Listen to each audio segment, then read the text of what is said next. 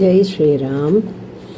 இன்றைக்கி நம்ம குருவாயூரப்பனோட மகிமை ஒன்று பார்க்கலாம். குருவாயூர் க்ஷேத்திரத்தில் குருவாயூரில் பிரத்யக்ஷ தெய்வமாக இருக்கார். குருவாயூரப்பன் பிரத்யக்ஷமாக இருந்து பக்தர்களெல்லாம் ரட்சிச்சுன்னு இருக்கார். நிறைய பேர் தினம் குருவாயூருக்கு வந்துட்டுருக்கா. அவர் பெருமையை உணர்ந்து ஆச்சரியப்பட்டுண்டும் இருக்கா.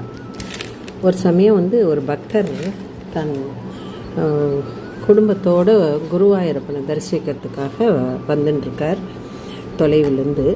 அந்த காலத்துலலாம் சாலை வசதி இல்லை, போக்குவரத்தெல்லாம் சரியாக இருக்காது இல்லையா. அதனால் ஒரு மாட்டு வண்டி கட்டிண்டு அவர் குடும்பத்தோடு வந்துட்டுருக்கார்.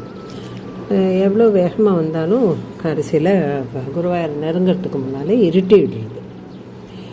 சரி, அங்கே தங்கலாம் எங்கேயாவதுன்னு பார்த்தா அதுக்கும் சரியான வசதி இல்லாதனால மெதுவாக போயிடலான்னு இந்த இருட்டிலேயே அவள் போகிறா. என்ன இருந்தாலும் அவளுக்கு ஒரு இது இருக்குது, பயம் இருக்குது. இருந்தாலும் அதிலேயே மாட்டு வண்டியை விட்டுண்டு போயின்ட்டுருக்கா. அப்போ திடீர்னு பக்கத்தில் காட்டுலேருந்து திருடர்கள்லாம் வண்டியை வழி மறிச்சு விட்றான்.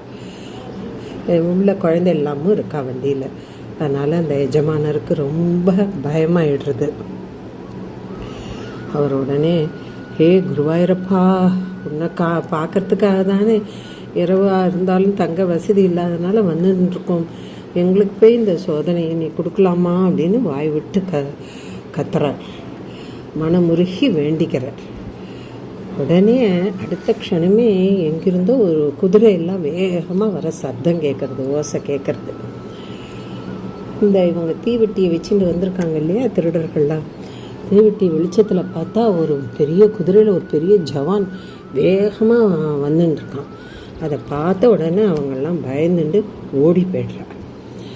அந்த ஜவான் குதிரையோடு அந்த எஜமானர்கிட்ட வந்துட்டு, கவலைப்படாதீங்கோ, நாங்கள்லாம் இங்கே இந்த மாதிரி எல்லாம் நடக்காமல் பார்த்துக்கிறதுக்கு தான் இருக்கோம், உங்களை ஜாகிரதையாக கொண்டு போய் குருவாயூரில் சேர்ப்பிச்சு விட்றேன், வாங்கோ அப்படின்னு அவனும் கூடவே அவளோட சேர்ந்து நடு நசியிலேயே விட்றான்.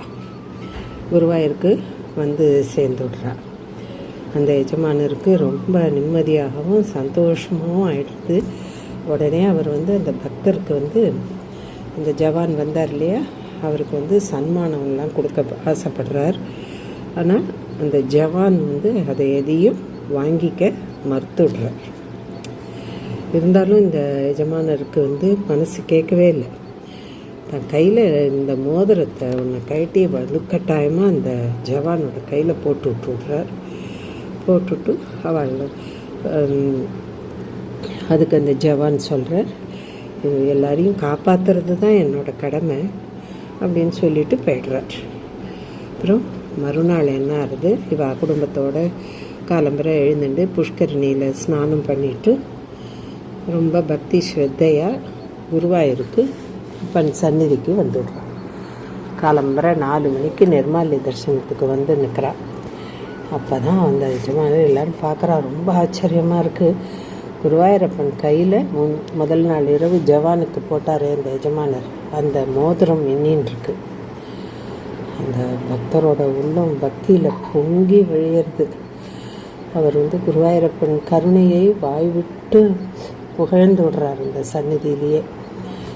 அப்போது அங்கே வந்த நம்பூதிரி சொல்கிறார், இவரோட பக்தியை தெரிவிச்சுன்னு இருக்கார்.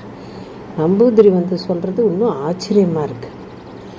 என்னன்னாக்கா, முதல் நாள் ராத்திரி நம்பூதிரியோட கனவுல குருவாயூரப்பன் தோன்றி, இது மாதிரி பக்தர்களை நான் திருடர்கள்லேருந்து காப்பாற்றினேன், அதுக்கு அவள் எனக்கு கையில் மோதிரம் அணிவிச்சிருக்கா அப்படிங்கிறது, அதை நான் என் கையில் போட்டுருக்கேன் அப்படின்னு சொல்லிட்டு மறைஞ்சி விட்றாராம்.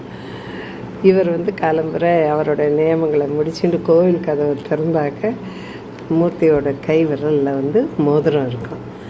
அதை பார்த்து பிரமிச்சு போயிட்டேனா அப்படின்னு அவர் தன்னுடைய இதையும் குருவாயூரப்பன் பெருமையையும் லோக க்ஷேமார்த்தத்துக்கு குருவாயூரப்பன் பண்ணுறதையும் சொல்லி ரொம்ப சந்தோஷப்பட்டு நாம் எல்லோரும் லோகக்ஷேமார்த்தத்துக்காக அவர்கிட்ட வேண்டிகிட்டே இருக்கணும் அப்படின்னு நம்பூதிரி சொல்லி முடிக்கிறார். ஹே குருவாயூரப்பா.